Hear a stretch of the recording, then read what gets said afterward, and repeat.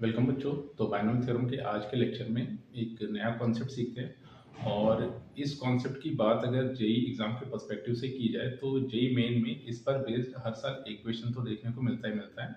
अब बात ये होगी कि वो जो क्वेश्चन आएगा वो इन पर्टिकुलर किस सेट में होगा, ये कह पाना थोड़ा सा मुश्किल है। मगर ये चीज़ बिल्कुल श्योरिटी के साथ बोली जा सकती है कि इस पर बेस्ड एक क्वेश्चन जेई मेन में तुम्हें देखने को मिल रहा होगा और साथ ही साथ इस पर बेस्ड जो जे एडवांस में क्वेश्चन आएगा एज इन एप्लीकेशन ही ये वाली चीज उसमें यूज हो रही होगी। तो ये जो टॉपिक है that is nothing but the ratio of to consecutive binomial coefficient. तो सबसे पहले हेडिंग डाल लेते हैं कि ratio of to consecutive binomial coefficients.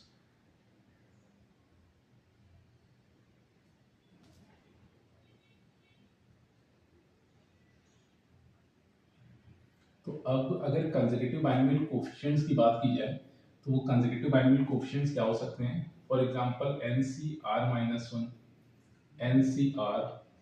NCR+1 और इसके आगे भी बाइनोमियल कोएफिशिएंट्स मिलेंगे एंड इसके पीछे भी अपने को बाइनोमियल कोएफिशिएंट मिल सकते हैं। अब अपने को एक स्टैंडर्ड रिजल्ट यहाँ पर लिखना है और स्टैंडर्ड रिजल्ट लिखने के लिए जिन दो बाइनोमियल कोएफिशिएंट्स को उठाएंगे वो दो बाइनोमियल कोएफिशिएंट्स ये होंगे। अल्टीमेटली इन दोनों बाइनोमियल कोएफिशिएंट्स का अपने को एक रेशियो इवैल्यूएट करना और जो रेशियो आएगा उस रेशियो को एक सिंपलेस्ट फॉर्म में रिप्रेजेंट किया जाएगा और वो जो भी चीज़ आएगी उसको एज अ फॉर्मूला यूज कर रहे होंगे। तो यहाँ पर बात करते हैं NCR डिवाइडेड बाई NCR-1 की। तो अब इन दोनों बाइनोमियल कोएफिशिएंट का रेशियो अपने को चाहिए और यहाँ पर एक चीज ये नोटिस करेंगे कि न्यूमरेटर में जो बाइनोमियल कोएफिशिएंट लिखा हुआ है उसकी सबस्क्रिप्ट डिनोमिनेटर में जो बाइनोमियल कोएफिशिएंट लिखा हुआ है उसकी सबस्क्रिप्ट से एक ज्यादा है। तो अब इसको अल्टीमेटली लिखा जाएगा n-r+1 डिवाइडेड बाई r और ये जो भी चीज आई है इस चीज को एज अ फॉर्मूला लर्न करके चलेंगे। तो ये चीज अपने को याद होनी ही होनी चाहिए। अब ये जो अपने पास एक फॉर्मूला आया है इस फॉर्मूले का प्रूफ देख लेते हैं। तो अब हुआ ये कि रेशियो था NCR और NCR-1 का। तो अब एक काम ही करते हैं कि इनको फैक्टोरियल नोटेशन का यूज करके थोड़ा सिंप्लीफाई करके लिखते हैं। तो ये बनेगा n फैक्टोरियल डिवीजन में r factorial multiplication n minus r factorial whole divided by फिर ये मिलेगा n फैक्टोरियल फिर डिवीजन में आ गया है r-1 factorial then n minus r-1। तो जब यहाँ पर n माइनस r-1 किया जाएगा तो ये सिंप्लीफाई होकर n माइनस r+1 मिल जाएगा। तो यहाँ पर मिल गया n माइनस r+1 फैक्टोरियल। फिर फर्दर इसको अगर सिंप्लीफाई करके लिखा जाए तो इसको ऐसे लिख सकते हैं n फैक्टोरियल डिवीजन में आ गया r फैक्टोरियल फिर n minus r factorial multiplication में मिलेगा अपने को n माइनस r+1 फैक्टोरियल और यहाँ पर इसके प्रोडक्ट में r-1 फैक्टोरियल भी रहेगा और डिवीजन में आ गया n फैक्टोरियल। तो अब इस n फैक्टोरियल से ये n फैक्टोरियल कैंसिल हो जाएगा। ये जो r फैक्टोरियल दिया गया इसको r मल्टीप्लिकेशन r-1 फैक्टोरियल लिखा तो इस r-1 फैक्टोरियल से ये r-1 फैक्टोरियल कैंसिल हो गया। फिर ये जो अपने पास n माइनस r+1 फैक्टोरियल था इसको लिख देंगे n minus r+1 multiplication n minus r factorial. तो फिर इस n माइनस r फैक्टोरियल से ये n minus r factorial cancel हो गया। तो अब यहाँ पर अगर देखा जाए सारे के सारे टर्म्स लगभग कैंसिल हो चुके हैं, सिर्फ और सिर्फ यहाँ पर ये r बचा है एंड यहाँ पर ये n माइनस r+1 बचा। तो फिर फर्दर यहाँ से एक चीज कंक्लूड कर सकते हैं कि NCR एंड NCR-1 का ratio n minus r+1 divided by r देखने को मिलेगा। तो ये जो चीज अपने पास आई है इस चीज को एज अ फॉर्मूला लर्न करके चलेंगे। तो NCR और NCR-1 का रेशियो होगा n minus r+1 divided by r। तो फिर फर्दर इसमें आगे बढ़ते हैं, कुछ और चीजें देखते हैं। तो जो फॉर्मूला अपने को दिया गया था that is NCR divided by NCR-1 और इसको लिख रहे थे n minus r+1 divided by r। अच्छा, अब अगर इसी चीज को पलट के लिखा जाए मतलब अगर ये जो सब्स्क्रिप्ट मतलब यहाँ पर दोनों सब्स्क्रिप्ट में अगर देखा जाए इनका डिफरेंस क्या था, न्यूमरेटर में जो सब्स्क्रिप्ट दी गई थी वो डिनोमिनेटर वाले सब्स्क्रिप्ट से एक ज्यादा थी। तो अब अगर इसी चीज को पलट कर लिखे तो बाई मतलब अपने पास ऐसे आया NCR-1 and N C r. तो ये जो रेशियो होगा ये अल्टीमेटली लिखा जाएगा आर, फिर डिनोमिनेटर में n minus r plus one. तो अब इस फॉर्मूले को या तो ऐसे यूज करेंगे या फिर इस तरह से यूज करेंगे। अब इस पर बेस्ड कुछ एक बेसिक से एग्जांपल्स देखते हैं सबसे पहले, फिर कुछ एक पीवाईक्यू सॉल्व कर रहे होंगे। तो एग्जांपल, फॉर एग्जांपल अपने को वैल्यू चाहिए 4c2 और डिवीजन में आ गया है 4c1। तो इसको अगर देखा जाए तो इसको इससे जब कंपेयर किया तो n के प्लेस पर तो 4 दिखा एंड r के प्लेस पर अपने को 2 दिखाई दिया है। तो ये रिजल्ट देगा n that is 4 minus r that is 2 plus 1 divided by r that is 2। इसको सिंपलीफाई किया जाए तो 5 माइनस 2, तो ये मिल गया 3 एंड डिवीजन में आ गया है 2। फिर फर्दर इस पर बेस्ड एक और एग्जांपल उठाते हैं। तो ये गिवन है 17c6 एंड डिवीजन में आ गया 17c5। तो इसको अगर सिंपलीफाई किया जाए तो यहाँ पर तो n की वैल्यू 17 आई है, r की वैल्यू अपने को 6 मिली है, और इस फॉर्मूले का अगर यूज कर ले तो रिजल्टेंट मिलेगा 17 माइनस 6 प्लस 1 डिवीजन में 6 आ गया। फर्दर इसको सिंपलीफाई किया जाए तो 17 1 18 माइनस 6 12, तो बन गया 12 डिवाइडेड बाई 6। फर्दर सिंपलीफाई करें तो रिजल्टेंट आ गया है 2। फिर फर्दर इस पर बेस्ड एक और एग्जांपल सॉल्व करते हैं। तो क्वेश्चन में गिवन है 88c 64 डिवाइडेड बाय 88c 65। तो ये इस तरह से दिया गया था।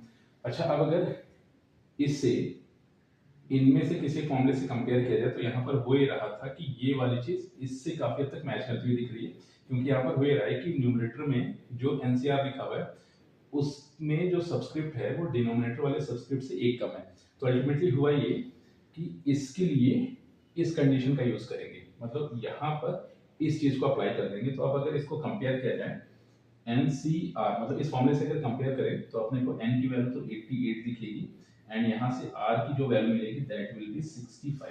तो जैसे ही इन वैल्यूज को पुट किया तो रिजल्टेंट बना r that is 65 divided by n that is 88 minus r that is 65 plus 1। तो फर्दर अगर इसको सिंपलीफाई करें तो ये बना है 65 एंड डिवीजन में अपने को मिलेगा 88 माइनस 5। तो 8 माइनस 5 ये हो गया अपने पास 3 और फिर 8 2 23 फिर प्लस 1, तो ये आ गया 24। तो इस तरह से ये जो लास्ट एग्जांपल था इसका फाइनल रिजल्ट अपने को मिला 65 डिवाइडेड बाय 24 एंड ये इस क्वेश्चन का आंसर है। फिर फर्दर आगे बढ़ते हैं और इसमें कुछ एक पीवाईक्यू सॉल्व करते हैं। फिर अभी जो फॉर्मूला हम लोगों ने सीखा उस पर बेस्ड एक क्वेश्चन सॉल्व करते हैं, और ये क्वेश्चन जेईई मेन 2023 में पूछा गया था। तो क्वेश्चन की स्टेटमेंट है the sum of coefficients of three consecutive terms in 1 plus x raised to n plus 2 are in ratio 1:3:5 is. तो वह ये था कि इसके एक्सपेंशन में तीन कंसेक्यूटिव बाइनोमियल कोएफिशिएंट्स का रेशियो 1:3:5 दिया गया। तो अब ऐसे तीन बाइनोमियल कोएफिशिएंट्स का सम अपने को इवैल्यूएट करना है।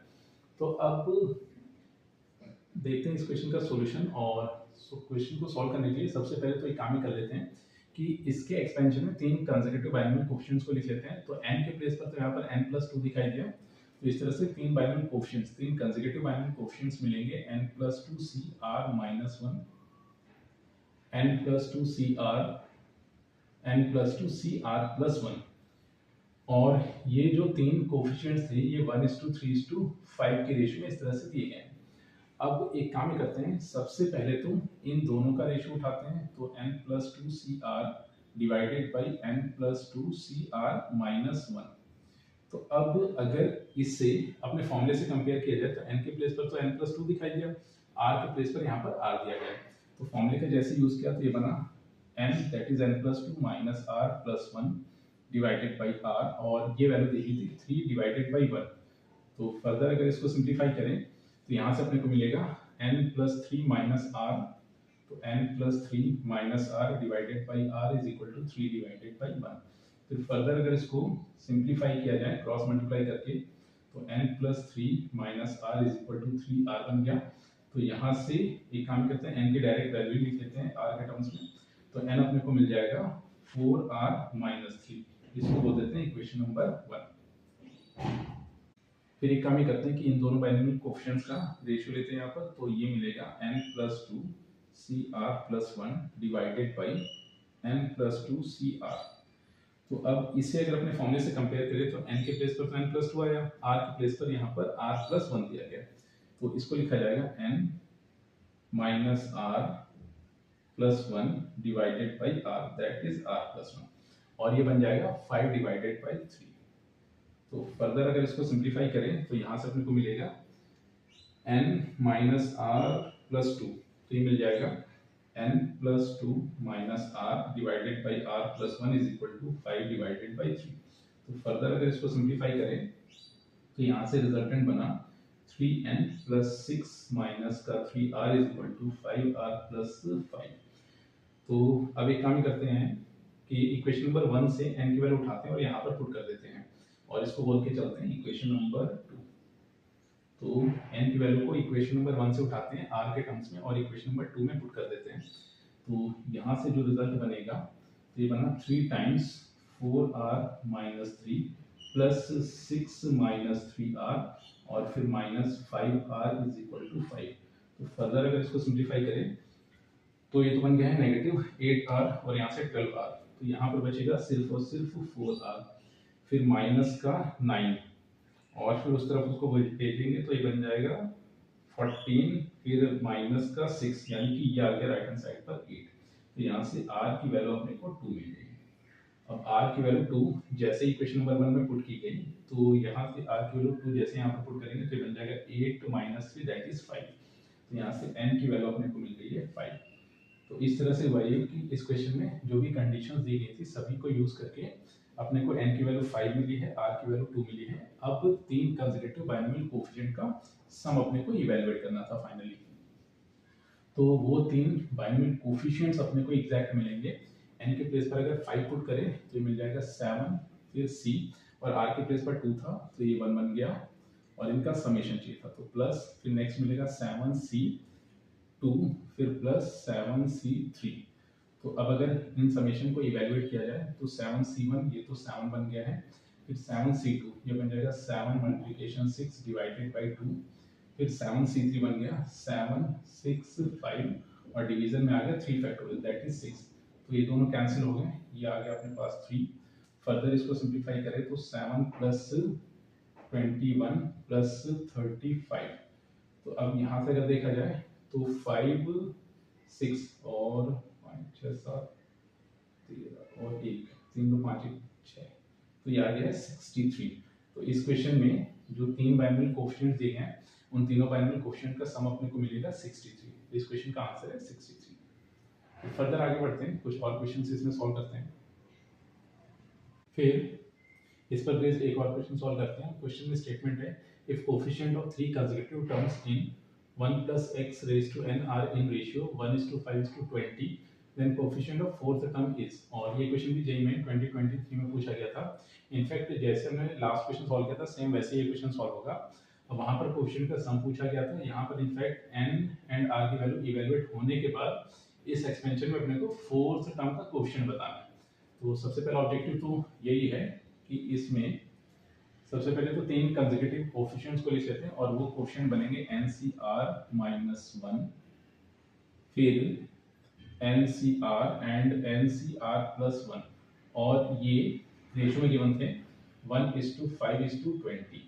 तो अगर फॉर्मूले का यूज करके इन दोनों के रेशियो को लिखा जाए तो NCR डिवाइडेड बाई NCR -1 ये बन रहा था n-r+1 डिवाइडेड बाई r, और ये मिला 5 डिवाइडेड बाई 1। तो फर्दर इसको क्रॉस मल्टीप्लिकेशन से सिंप्लीफाई किया जाए तो ये बनेगा n-r+1 is equal to 5r। अब अगर यहाँ से n की वैल्यू को लिखें तो n अपने को मिलेगा 6r-1, इसको बोल देते हैं इक्वेशन नंबर 1। फिर इन दोनों का रेशियो उठाते हैं तो ये मिला NCR+1 डिवाइडेड बाई NCR, और इसको अगर सिंप्लीफाई करें तो n-r that is r+1 here, फिर +1 डिवाइडेड बाई r+1, और ये मिला अपने को 20 डिवाइडेड बाई 5। फर्दर इसको सिंप्लीफाई करें तो n माइनस r और 1 से 1 कैंसिल हो गया, तो यहाँ पर बचा n minus r divided by r+1, right hand side पर 4 डिवाइडेड बाई 1। तो फर्दर इसको सिंप्लीफाई करें तो n माइनस r ये अपने को मिल गया 4r+4। तो n की वैल्यू 6r-1 यहाँ से उठाते हैं और यहाँ पर पुट कर देते हैं, तो 6r minus 1 minus r is equal to 4r plus 4। तो अगर r को एक साथ रखा जाए तो 6r और 4r इधर आएगा, तो 6r माइनस 5r, तो यहाँ पर r बचा और फिर 1 को उस तरफ भेजेंगे तो r की वैल्यू आ गई है 5। अब जैसे ही r की वैल्यू 5 आई है तो यहाँ से n की वैल्यू अपने को मिल जाएगी 5 और ये 30 माइनस 1, तो n की वैल्यू आ गई 29। तो n की वैल्यू 29 एंड r की वैल्यू अपने को 5 मिली है। तो इनफैक्ट एक्सपेंशन अपने को अब ऐसा कुछ दिखेगा 1 प्लस एक्स रेज टू 29। तो इसमें फोर्थ टर्म का कोफिशिएंट अपने को चाहिए। तो अब अगर फोर्थ टर्म के कोफिशिएंट की बात की जाए यहाँ पर, तो फोर्थ टर्म ऐसे बनेगा t 3 प्लस 1 और ये लिखा जाएगा यहाँ पर 29c3 और फिर x के प्लेस पर यहाँ 1 था, 1 पावर 29 माइनस 3 तो मिल गया 26, फिर x रेज टू 3। तो ये इस तरह से आ गया और फोर्थ टर्म का क्वेश्चन पता करना था, तो ये t4 बना x पावर 3। इनफैक्ट यहाँ पर आया अपने को सिर्फ और सिर्फ कोफिशिएंट लिखना था, तो कोफिशिएंट अगर देखा जाए तो वो मिल गया 29c3 एंड यही इस क्वेश्चन का आंसर है। तो आज के लेक्चर में बच्चों इतना ही रखते हैं, फिर फर्दर बाइनोमियल क्वेश्चन से रिलेटेड चीज़ें अगले लेक्चर्स में सीख रहे होंगे।